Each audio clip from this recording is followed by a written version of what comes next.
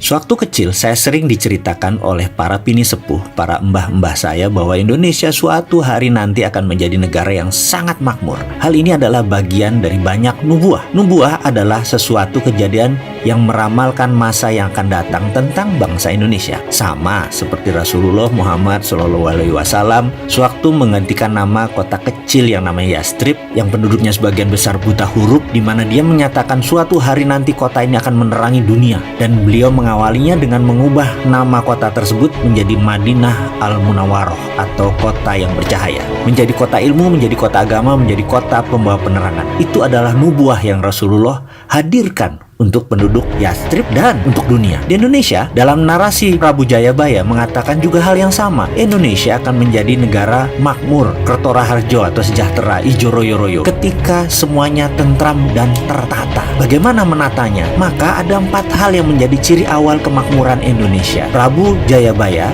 menyatakan, 1. Yen wis ono kreto tompo jaran, atau kelak jika ada kereta tanpa kuda atau motor atau mobil, tentunya harus buatan Indonesia 100%. Kemudian nomor 2, tanah Jawa kalungan wesi atau pulau Jawa berkalung besi, artinya tersambung semua rel kereta api dan jalan raya secara keseluruhan, dan tentunya sekali lagi semuanya harus merupakan karya anak bangsa. Kemudian kali hilang kedunge, sungai kehilangan lubuk, artinya semua jadi waduk di mana-mana untuk pengairan dan tenaga listrik. Terakhir, pasar hilang kumandang, artinya pasar hilang suaranya. Ini semua karena menjadi digital. 3 dari 4 hal itu sudah mendekati kejadian, dan terakhir kata-kata pasar hilang suaranya itu pasar apa? Pasar basah kah yang hilang? Pasar tradisional kah yang hilang? Rasanya tidak bisa dalam waktu singkat menghilangkan pasar tradisional. Namun ada pasar yang tidak banyak, hanya perlu satu saja hadir bisa mengagregasi semua pasar. Apa itu? Yaitu pasar equity atau pasar modal. Bayangkan, ada 30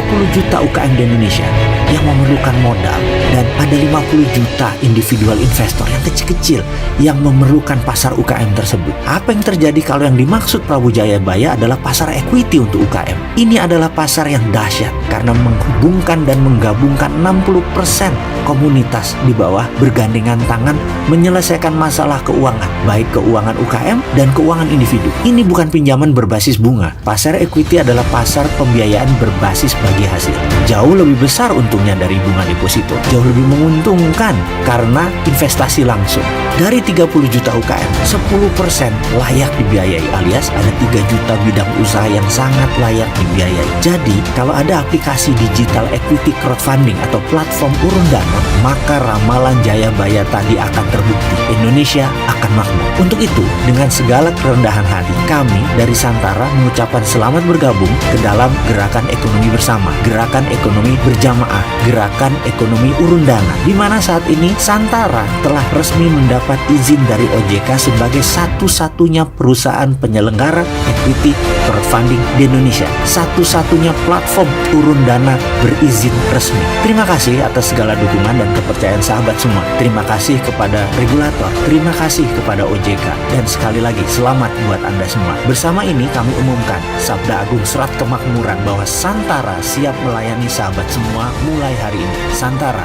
equity crowdfunding pertama berlisensi OJK. Saya secara pribadi dan kami semua mengajak Anda untuk ikut bersama-sama naik kapal kami, bergabung dalam rencana men-skill up ekonomi Indonesia. Klik santara.co.id.